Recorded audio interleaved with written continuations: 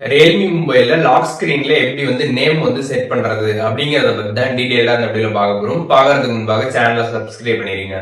வீடியோக்குள்ள போலாம். ரியல்மி மொபைல்ல இருக்கக்கூடிய செட்டிங்ஸ் ஆப் ஓபன் பண்ணிருங்க. ஓபன் பண்ணிட்டு அதுல ஸ்க்ரால் பண்ணி வந்தீங்க அப்படின்னா ஹோம் ஸ்கிரீன் லாக் ஸ்கிரீன் அப்படின்ற ஆப்ஷன் பார்த்தீங்கன்னா கொடுத்துருப்பாங்க. அதை கிளிக் பண்ணிடுங்க. கிளிக் பண்ணிட்டு அதுல லாக் ஸ்கிரீன் செட்டிங்ஸ்னு கொடுத்துருப்பாங்க. அந்த ஆப்ஷனை கிளிக் பண்ணிடுங்க.